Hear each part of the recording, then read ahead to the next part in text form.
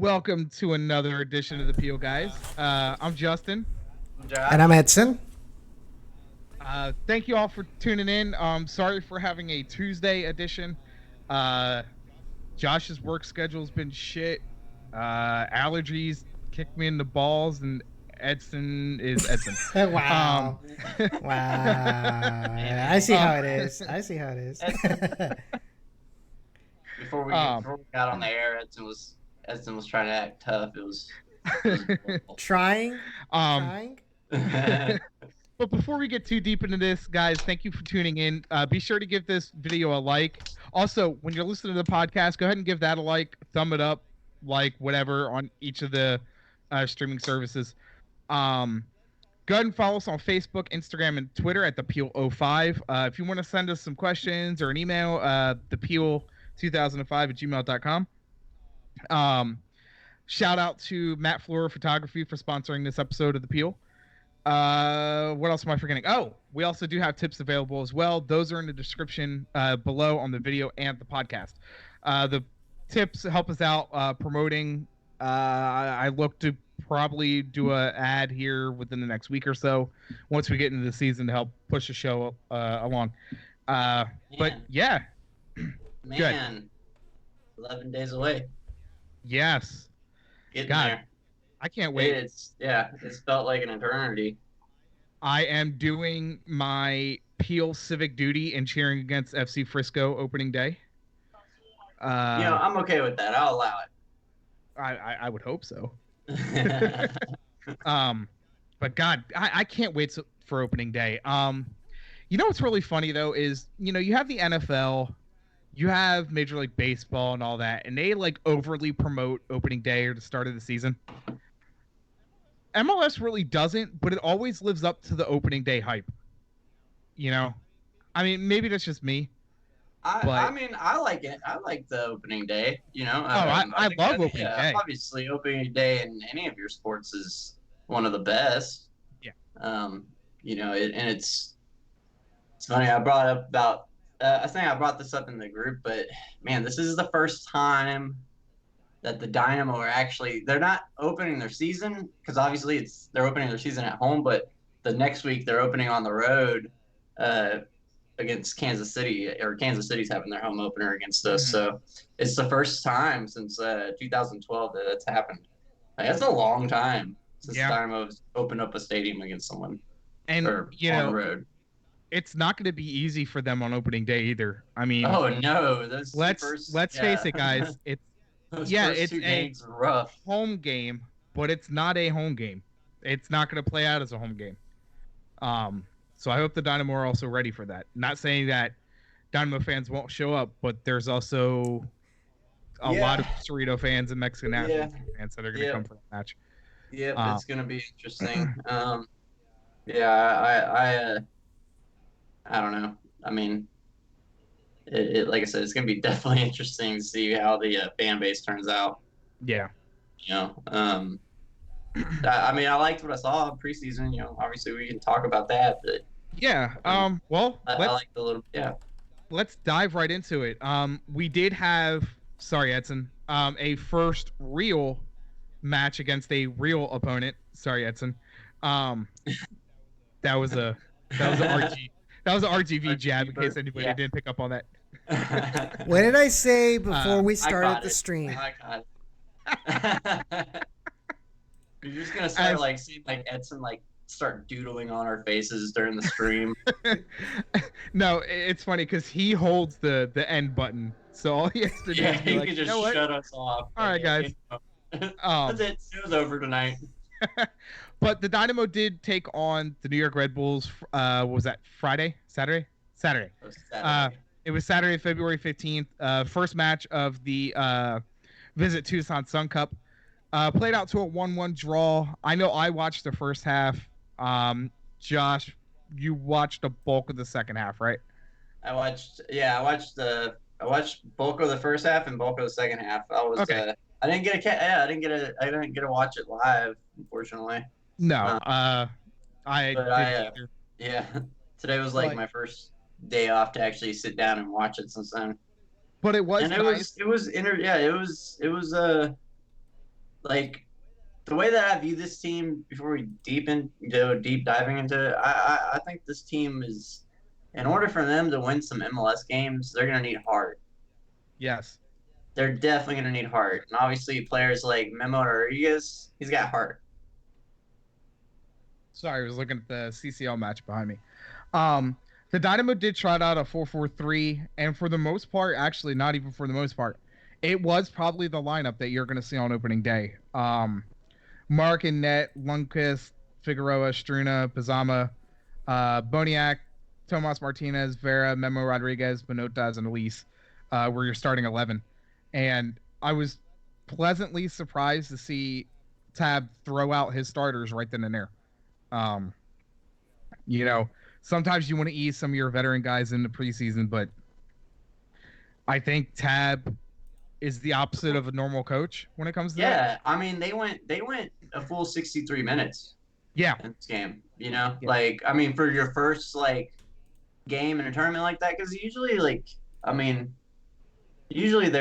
subbing them out like halfway into the game. I mean at the start of second half, they'll give both squads like a full 45, but no, he pushed those starters. He wants them to be fit when the season starts. That's good. Mm-hmm.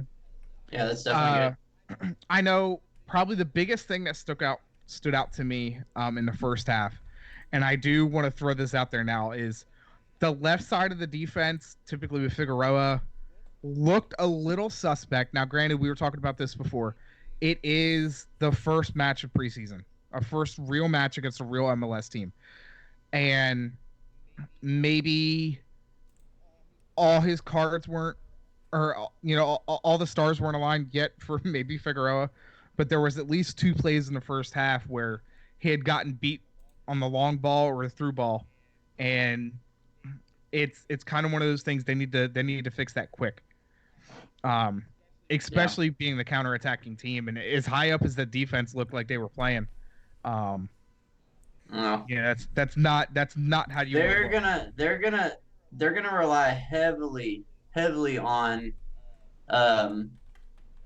Mateus Vera and obviously Kiki and Figueroa, but I agree. There's a little bit of age in the back line there, and but Figueroa looked. I mean, last season he looked good. He is an older player. He's DMB's age, right? I think he is. I think he's not Kiki. No, not Kiki. Figueroa, 36. Yeah. Actually, I think he's a little older than DMB. I don't know. But so obviously there's gonna be some age there. So yeah, it kind of brings up like what Edson had said. What were you saying? Yeah, I was gonna say, one of the things that we brought up before the show during the day was, with Figueroa in the back and the fact that the Dynamo, whether it was Tab or Zarek Valentin, but I know a couple of players have mentioned, and I think even Kyle Adams mentioned that Tab likes to play high pressure from the get-go, right? So when you guys mentioned that the team is playing, the defensive line is playing higher up than what we're usually used to, how much is having Figueroa out in the back, how much is that going to hurt with lobbed through balls? And do we have anybody that's quick enough to kind of play catch up in those kind of cases? And look, I think obviously with Tab Ramos coming in and coaching this team now, there could be, he's still going to make mistakes himself as well. So he could also, instead of pressing so much, if you're going to have Figueroa up there, I mean, really and truly, Figueroa should probably be the one that's always hanging out in the back, even behind Kiki Struna. And Struna should be the player that's going up in the midfield. But if that's not going to happen, if he's going to play both of them up top, then he needs to have someone like Lundqvist. Well, they had Struna. Tab had Struna playing high. Yeah. For most of that first half. Now. So then Figueroa, I mean, I'm looking at this from like a coaching perspective. That's probably now, I mean, hopefully we can see something like that in the second game where Figueroa is playing more deep in the back, not so high up.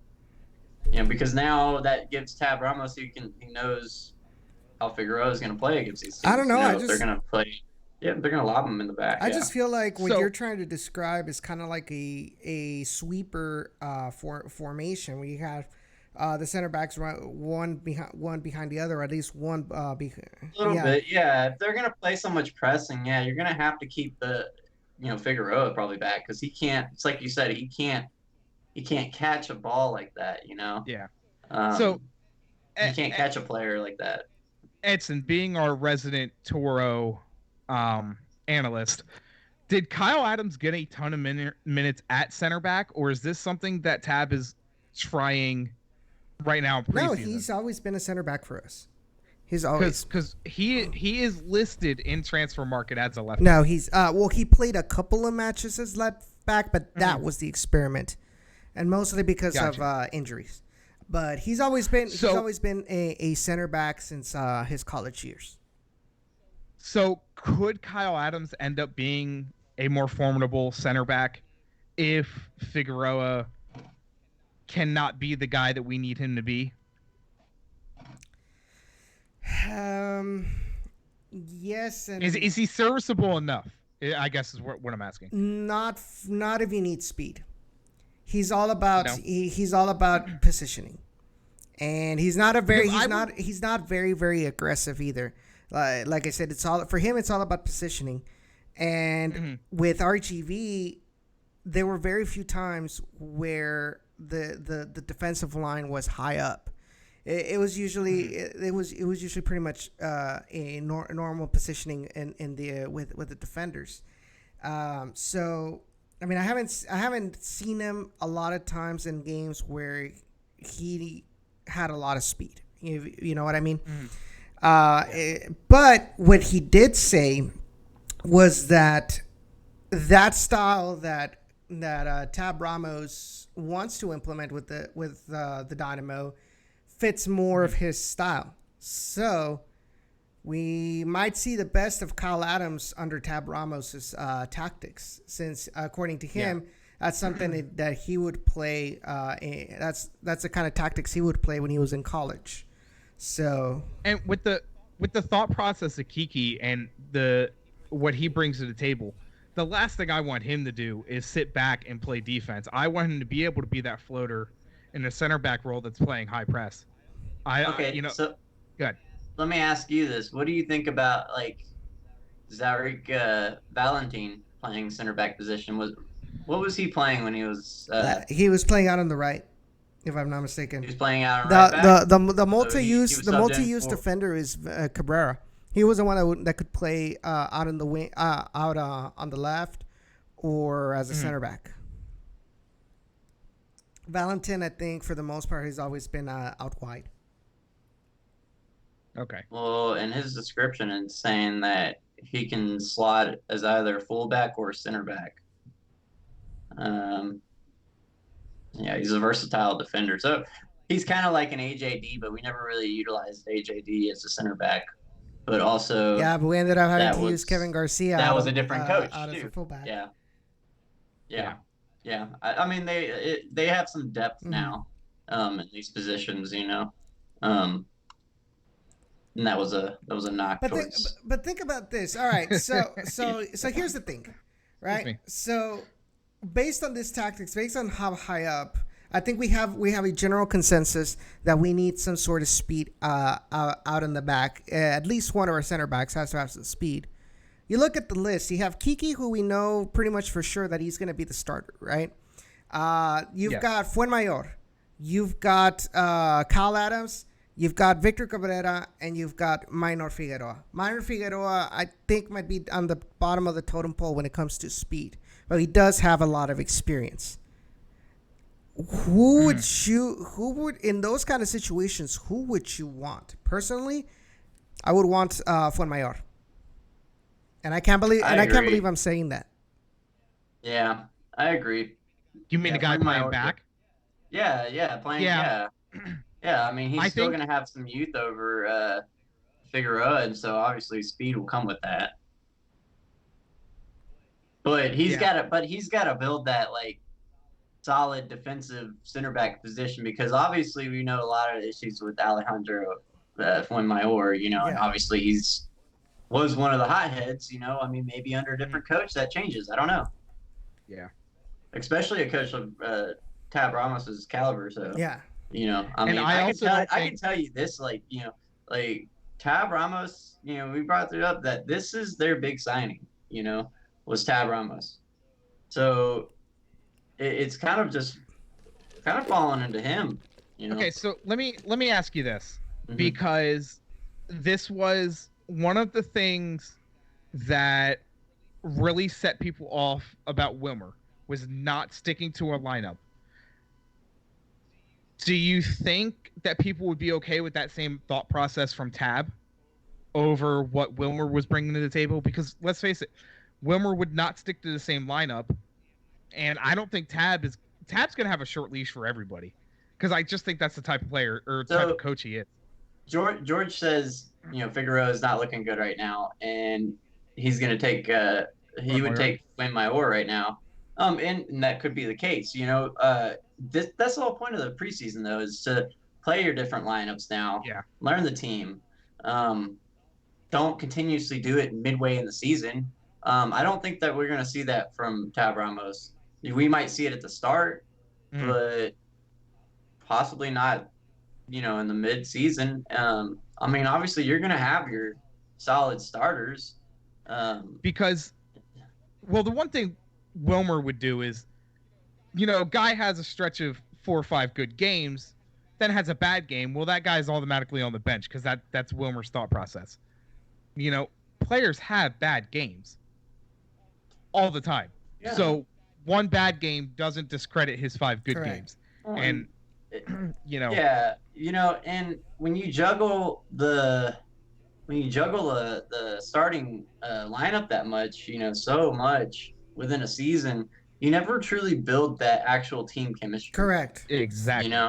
You have to have team chemistry. You have to know each other on the field, and the only way that they're going to do that is doing it in a competition. Alex says later on Wilmer's lineups were questionable. 100% agree. He was just like throwing. I wouldn't even say throwing darts at a board. He was just like throwing Kevin Garcia's at a board. So, oh God, I'm gonna freak out. I gotta make a substitute. Excuse me, guys. It's like in FIFA when you just press a random like the quick substitution and just accept it no matter what. Just pray for the best.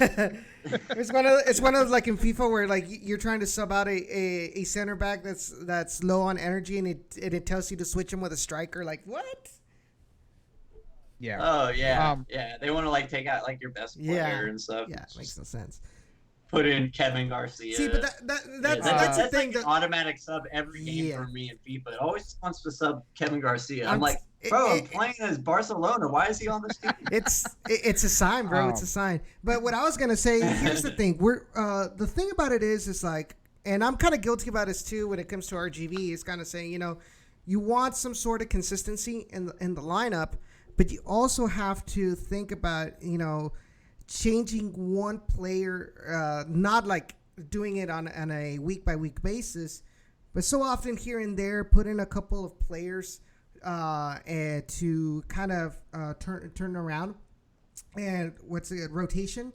Kind of rotate around so that by the time you're in a dire situation where it had happened last year. Albert Elise, being in the Gold Cup, injuries coming, and you're putting in players that haven't played at all in MLS, and now you're putting them for 90 minutes. They're gonna be overwhelmed. So there's a fine line that Tab Ramos needs to find with the way he handles the team to prepare your bench and your reserves for when they're actually needed, because we know something's going to happen during the season that's going to require rotation to happen. But he needs for them to be prepared, but don't do it too often that you're going to screw up, like you said, Josh, the chemistry. Yeah, absolutely. I mean, it's not, in every sport, a team has to have chemistry and they have to play with each other like constantly. I mean, that's like a big key factor in all of sports. So I don't understand why it was an issue for Wilmer Cabrera. Mm-hmm. Of course, that is, Well, that's also why he's unemployed. That's also, yeah, he doesn't have a job and he left. Is it really an ouch if it's true? I mean, true. I wonder if they would hire him back for the Toros. Then he'd I have. think I can answer that for Edson. If that does happen, he'd have to deal with me, and I'm sure he doesn't want that. No, you know where he's gonna go? He's gonna go where the rest of RGV's leftovers went. He's San gonna go to Antonio. San Antonio. Oh God. You know what? You know what would be worse? You know what would be worse is that Chuy Enriquez is with San Antonio. I'm sure Chuy wouldn't like that. I would. Then he'd go back to the Toros. Hey, that could be a great thing for you, Edson. Jorge said what he didn't like is that the Dynamo traded for Nico, and but he never got time. That I never understood before, but now Tab seems like there is some type of confidence and trust in Nico Henson. Trust me, I don't think they have a loaded roster to where they can actually afford not to have a lot of these guys on the bench. Yeah, I mean, almost all these guys are gonna have to get minutes because there's a lot of untested talent on this team. That's why, we were talking right before the show, and I'm asking who are these players, which maybe someone can answer. Was it 41 that I was trying to find out? I found who might have been, but it wasn't him. I know 42 is Isidro Martinez, but 41 I couldn't find. Yeah. So 41, if anybody knows. Nico Lemoine? No, it wasn't Nico Lemoine. It wasn't Nico Lemoine. Yeah. I'm trying to think that'd be the only other player that was subbed in. So here we have the. Good. This wasn't posted. Hang on, let me pull it up. All the substitutes. Josh did the homework. Yeah. Sorry. So, all right. So Marco Maric was obviously substituted for Cody Cropper. Lundqvist was substituted for Junqua. Figueroa for Kyle Adams. Struna for Mayor. Bizama for Valentin. Vera for Martinez. Isidro Martinez, yes. Right? 41 Martinez. No. 42 was Martinez. And it looks like 41 was Nico Lemoine. You said it was Nico. Yeah, Lemoine? you were right, Justin. It was Nico Lemoine. Nice. Yeah. I was using process of elimination. I mean, it shouldn't be that hard for us, but there's some of the trial list, All right, so let me still go down the list here. So Mateus Vera was substituted for Isidro Martinez. Boniat Garcia substituted for Palomino. Martinez substituted for Nico Lemoine. Memo Rodriguez substituted for Salazar. Mara was substituted for Christian Ramirez. And Tommy McNamara was substituted for Nico Hansen. All of them, all at the same time, too. I mean, 63rd I'm sure everybody watched that game, but everybody was substituted at the same time. So 63rd. What? No Ben Willis? Damn it. No Ben Willis, no Michael Nelson, and no Josh Hallenberger. Well, I bet you Tab was looking down the bench. He's like, "Where's Kevin Garcia?" No, okay, yeah. Well, fuck it. We'll just sub everybody. Real quick. Good. No, good. So here's the interesting thing that I'm seeing out of it. Now, I haven't looked at what minute the Red Bulls made substitutions, but isn't it kind of odd that the starting 11 couldn't score against New York Red Bulls until you brought in the substitutes in?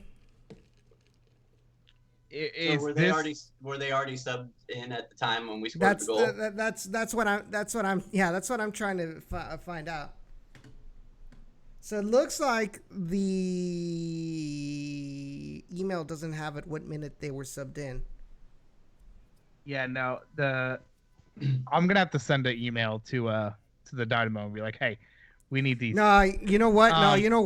Memo scored in the 58th minute. Yeah, I was wrong. Yeah, this was before the substitutes. So scratch what I said. Oh, see, there you go. Scratch what I said. There you go, man. That's perfect. That's right, because Memo started. But Memo started. Yeah. Memo started. But did they score against the Red Bulls subs, or that's what I want to know. Yeah, that is a good question. Yeah. The broadcast was really, really crappy too. Well, So, he was like, see, Dynamo okay, scored, and then the subs came on. Okay, that's a perfect. There you go. Yeah. Perfect. Thank you, Jorge. But Kaku, real quick, Kaku scored in the first half in the 12th minute unassisted, and it actually took a deflection off March, off a corner kick. Really sloppy play. Good. I was gonna say, after their goal, take their thunder away though. Can we talk about that Tomas Martinez little flicker there to Morrow? That was very pretty. The like spin move almost. When the finishing is timed out, oh man, when the finishing is gonna be good for Morrow and he starts getting fit and in form, oh man, I want to see some more of that. I want to see more of that. Tomas can finally be the Tomas that everybody thought he was going to be. Let's hold off now because I want to wait. I want to wait. Give him some more time to build that stuff because that was slick. 4-3-3, right? That's what the Dynamo played. Yes. Yeah, the 4-3-3. Yeah. And from what I saw and from the graphic, it looks like Tomas was playing out on the wing. Sorry, I didn't. Just FYI, I didn't get to watch the stream, so I didn't see the like where. But was that pretty much it? Like he was out on more on the wing, under Tab. Tomas. I mean the where that little flicker came in, where he did the spin and then passed it off to Morrow. That was he was playing dead center, just right behind Morrow. Yep. Alex says he really hopes Tab gives Memo minutes this season, and Jorge said he will. Memo earned it. No, Memo definitely earned every bit of getting a starting position this season. I mean, he was good last year with the limited minutes he got. Oh yeah, Memo Rodriguez. Yeah, I mean, you almost have to. But so what happens though when because there were still players missing. So obviously Albert Elise, he didn't play.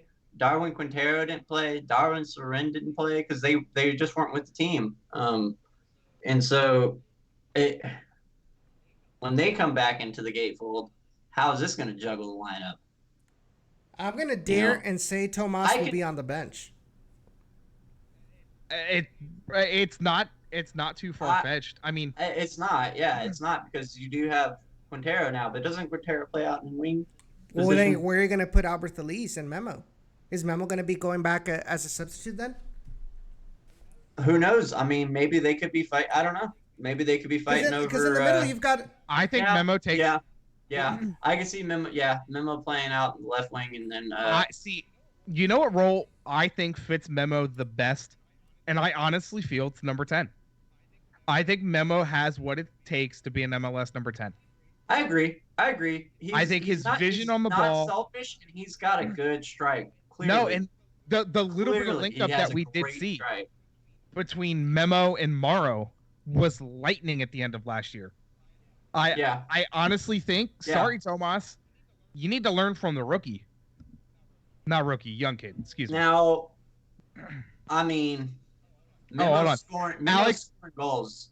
Tomas Martinez is being pretty with his passes, but I think Memo is more consistent, more effective than Tomas. Yeah, more effective. Yeah, obviously, because he scored the goal. Granted, he was in the right place at the right time, just like majority of number 10s play. Yeah. I mean, it's like y'all say. I mean, it's not far-fetched. All right. Yeah, it's not far-fetched. So you mentioned you mentioned Elise didn't play and Quintero didn't play. Darwin Soren, we know he's not going to be for the most part. He's not going to be a starter, so he's going to be pretty much on the bench. But you look at this midfielder. So you look at this midfielder, and I can say right off the bat that the sacrificed players would be Tommy Mack, and for Elise, and I guess the other one would probably be Memo. No. What do you guys think? Would Tomas Martinez be sacrificed for in order to bring in Darwin Quintero? Because we know Matias Vera is not going to be the one that's going to be sacrificed. Or I say yes, because Quintero has that veteran upside that Tomas does not. If you're 1-1 at home, 75th minute, who would you rather have out there? Tomas, who is going to think about himself, or Quintero, that's probably going to think about the whole team. He's I don't been know. around for a while. Quintero can think about himself, but Quintero can also back it up. Exactly. Quintero, yeah. I mean, I've seen him just a lot of the goals that you saw from him in Minnesota. I'm gonna hate to say it, but I'm gonna compare him to James Harden because he did a lot of ISO, and it was just solo ring around the whole team just to go score a goal because that was Darwin Quintero. Up until midway of the season, who's oh god, why am I blanking on his name? The young kid, Minnesota, who's tearing it up at the end of the year.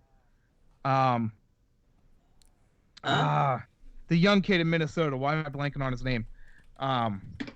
He was tearing it up at the end of the year. Let's see if I can find it. Hold on. When I hear it, I'm gonna be like, yeah, that guy.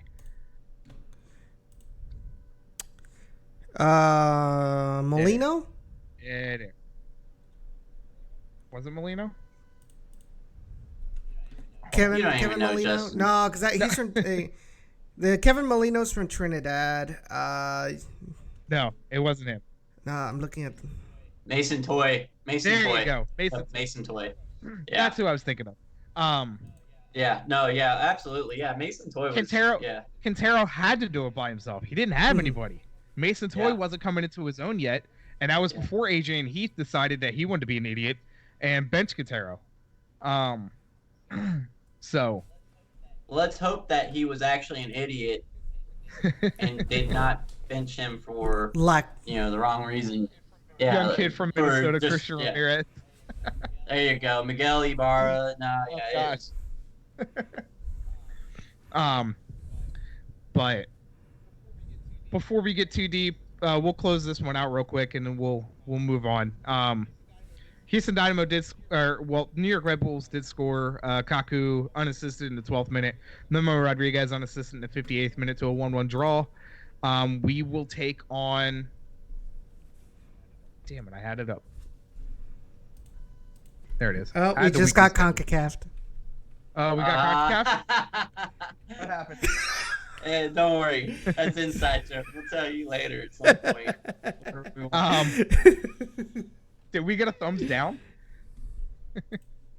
No. I don't know. No, don't worry. Houston Dynamo will take on RSL Wednesday, February 19th, 5 p.m. It's supposed to be streamed on HoustonDynamo.com. Can we talk about that crap show that was that GeoBlock was? Oh yeah, that's right. So I wasn't home to watch it, but I was following it on Twitter, and people were irate. Yeah, they were pretty mad. I was looking at it on my phone a little bit. I was trying to, and it did it to me once, and then I refreshed it, and then it came back on. But apparently, it was like an MLS thing. It wasn't Dynamo, obviously. So the league was only they only had it broadcasting to a specific amount of zip codes, and they didn't have it would make sense if it's anything like the regular season. It would be blacked out here anyway because it's on local TV. But there were people in Houston that were not able to stream it. And somehow, that's typically how it is. Well, the point was typically. That it was only going to be viewable in the city of Houston. That's what they said. But somehow I was able to access it in the Rio Grande Valley. To me, that made no sense. That was weird. No, it is dumb. I know Alex was saying he was using the VPN and all that good stuff. To try to get the match, but this one I would think the next one against RSL should be fixed, so people should be able to actually watch it. And the fact that you have people wanting to tune in and watch preseason, that was Eddie. That was Eddie Jorge. I mean, yeah.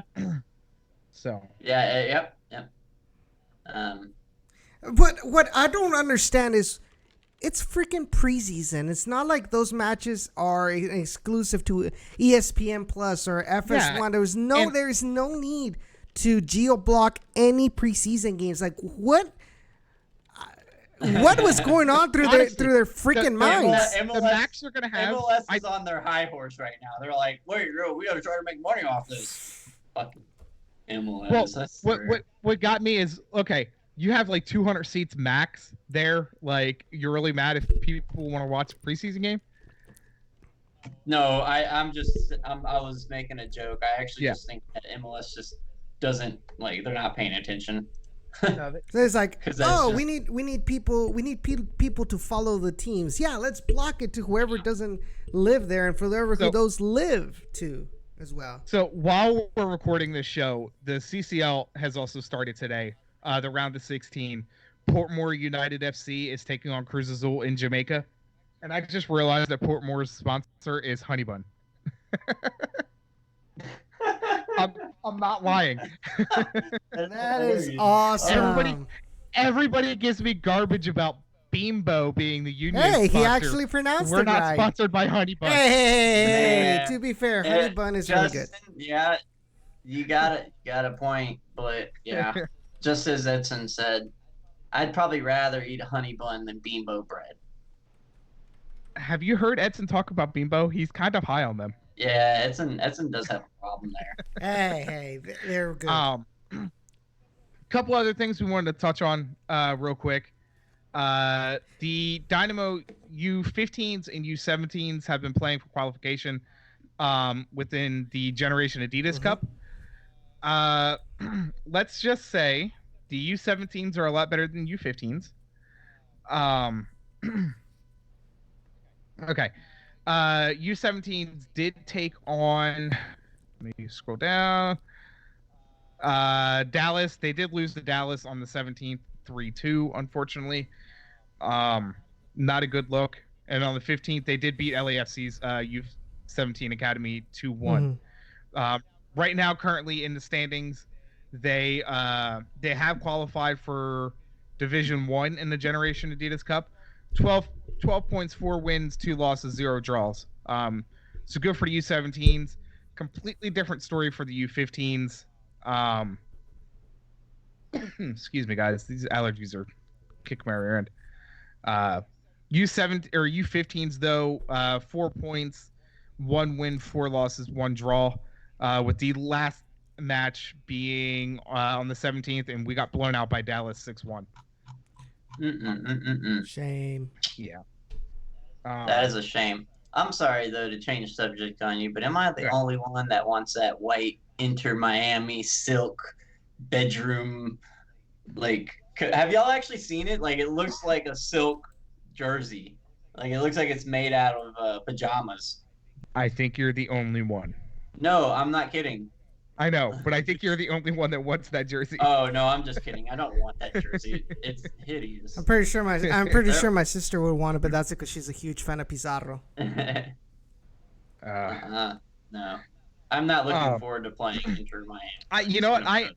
Speaking about Pizarro, I am gonna post. I'm gonna post a poll this week. I'll pin it up there for a week. To anybody listening to the show, go to our Twitter page. I'll post it up tonight or tomorrow. Who do you think is going to have a bigger impact MLS-wise? And preferably goals. Who's going to have more goals this season? Pizarro with Miami, Polino with SKC, or Chicharito with LA Galaxy? I'm curious to see what everybody thinks. So I'm gonna post that up there.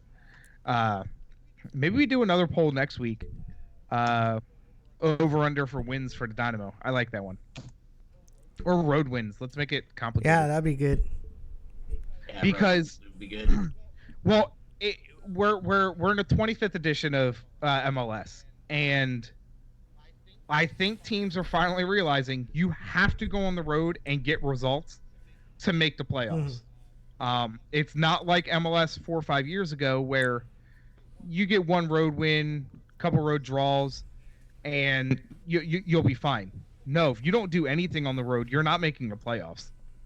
And even if you do make the playoffs, now you have to play on the road. So, I would like to post that up there.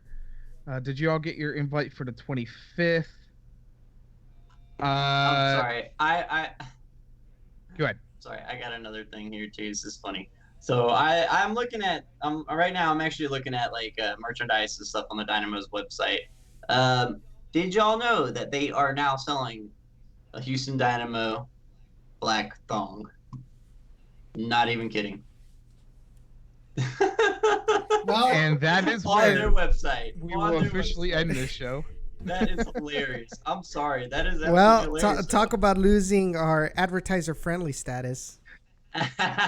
So, are you not trying to have any advancement into the bedroom by wearing a Dynamo thong? I mean, oh dang. Man, you're a dedicated fan if you buy that there. Just telling you. All right, Hey. moving on. Anyways, hey, how's it going, Harry? Apparently, I'm the only one. Welcome, Harry. No, it's funny. The merchandise. Well, What's up, Harry? This is gonna be awkward for Harry just tuning in, and you hear Josh talking about black thongs. Is like, okay. But real quick, be sure to give this video a like, subscribe to our channel, like and follow us on Facebook, Twitter, and Instagram at the PO05. If you're watching the video, give us a thumbs up. If you're listening to the podcast, like the podcast, thumbs up the podcast, whatever they do to show appreciation. Yes. But that will close out the Dynamo talk for today.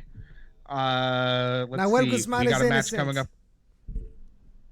No, he's not. That was a red card. That was not a red card. So in case anybody didn't see, it was all over Twitter. Tigres' goalkeeper had a total lapse in judgment and decided on a goal kick. No. It wasn't a goal kick. He had possession of the ball after a header. Yeah. The attacker got in front of him and impeded his advancement.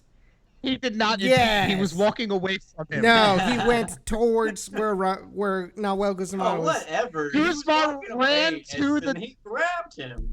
He ran in his direction to kick him. Edson, it was very noticeable that it was blatant. Also, let's see. Jorge, give us the yes if we can promote that on tonight's show. If you say yes, I will definitely go and throw that out there before we close out today. Excuse me. We are amidst the CCL. It has started today, February 18th. We have Portmore taking on Cruz Azul as we speak, and it is currently 0-0. Leon is going to be taking on LAFC. Motagua is taking on Atlanta United. That's at 9 o'clock. The Leon LAFC match is at 9 o'clock. And then tomorrow we have Alianza taking on Tigres. I hope Tigres loses. You know what? Just because of the goalkeeper. Yeah, I actually hope that Tigres loses because of looks like somebody doesn't want to go to the Clásico. And then Saprissa is going to be taking on Montreal Impact, and Comunicaciones is taking on Club America. Did I say that right? Comunicaciones. I was close enough. It's taking on America. That's tomorrow at 9. And the rest of the matches are on Thursday. San Carlos is taking on NYCFC, and Olympia will be taking on the Seattle Sounders. Yeah. I love it. I love the CCL. And actually, it is going to be broadcast actually in English. That was just signed not too long ago. In English on FS1, FS2, and Fox Soccer Plus, in case people wanted to take in the matches. LAFC, from what Edson has said, and Harry confirmed it too, apparently traveled well to Leon. So I'm excited to see that today.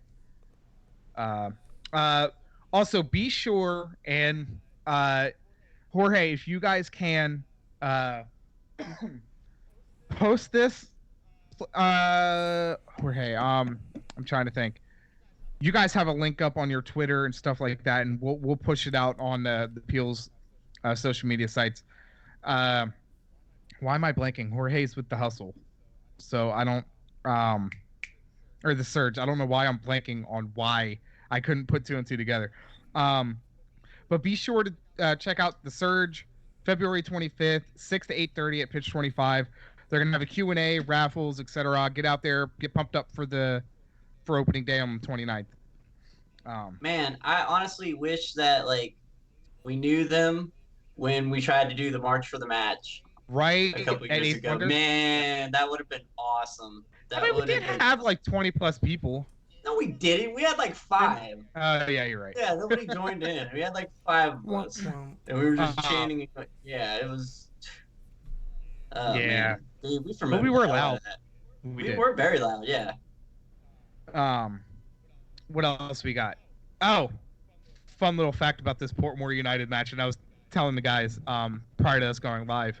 They're playing at a place called the Prison Oval that is overlooked by an actual prison where the prisoners can actually watch this match. That's kind of funny. And it would only happen in CONCACAF. That's hilarious. It is hilarious. And by the way, I do actually kind of want to end the show on this too. Like, the reason me and Edson were laughing earlier is because for the show, you had stepped away, and we just decided that, like, any mistake that you make, we're just going to call it being CONCACAF. Because that's vague. because that's just what you remind us of. Yeah. Alex says the stream is frozen. Looks good on my end. Alex, I'm gonna ask you to refresh. Good. Yeah, it's good on It's been the stream itself. I've noticed it's been kind of wonky as far as resolution, even though we're streaming at 1080p 60 frames per second. So it might be a YouTube server thing because I'm not seeing any drop frames or anything. Also, Jorge from the Surge says also come down to Rodeo Goat on the 19th. 29th. That's where they'll be 29th. That's what I meant. I don't know why I said 19th. On the 29th, and check them out prior to the match. You have EB at Kings Court. You have TA at, I think they're permanently at Pitch 25. I don't think they're doing tailgates anymore. But definitely head out to those places, support your team, join the hustle. I thought EB was at Kings Court. They are. I said that. Oh, I think you said Pitch 25. No, that was No. the TA. TA's at Pitch 25. Okay. But definitely join in. I guess all the supporters group want to do a pretty big march to the match, which it should show your team, regardless on how pissed off or happy they make you. Support your team. I want to see a full crowd there when I go back and rewatch the game, and I'll probably watch a good portion of that game before I go to the Inside City Union match. Oh, okay. Negative. So TA does do a tailgate. They are not at Pitch 25. They will probably be at Lot C. Lot C. Okay. Well, anybody got anything else? No, not from. No. 11 more days. Yeah. Man. Two more preseason games, guys. That's it. Yep. Watch the game tomorrow and then watch the game on Saturday. Yes. I will try to have this podcast uploaded by the 19th, if not tonight, tomorrow morning. That would be the 19th. Yeah, I know. But if I say tomorrow and people watch the video tomorrow. But you just said if not the 19th, then tomorrow, which... Oh, whatever. I just want to try to just give you the hardest time. I know. Yes, Alex March did have some really good saves because his defense left him out to dry in the first half. But, well, guys, I think that's going to do it for us.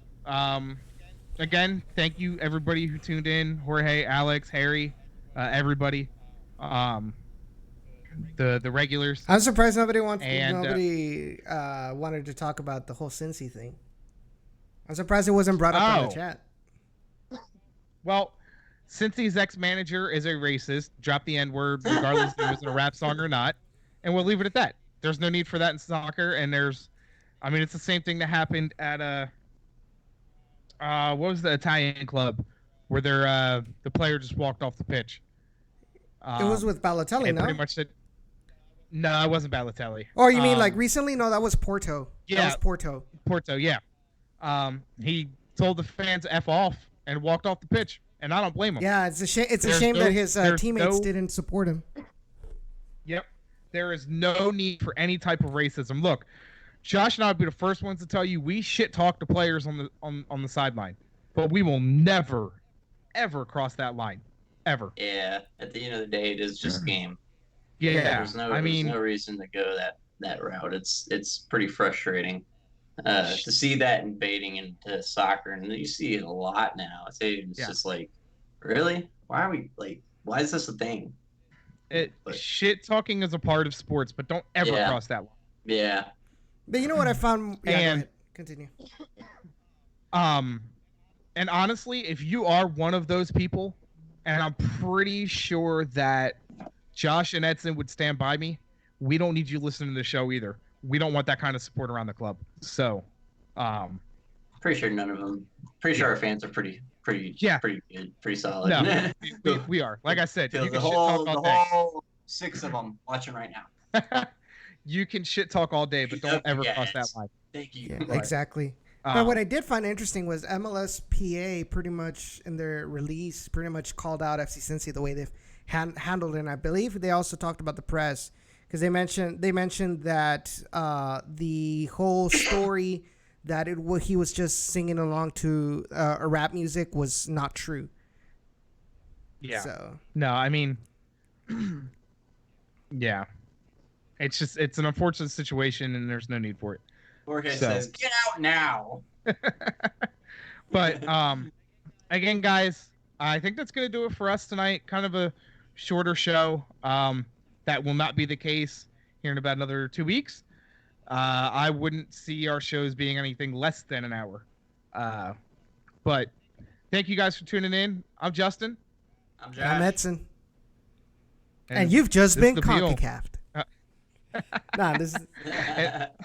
This is the Peel, guys. We're out. Bye. Next week. Ow.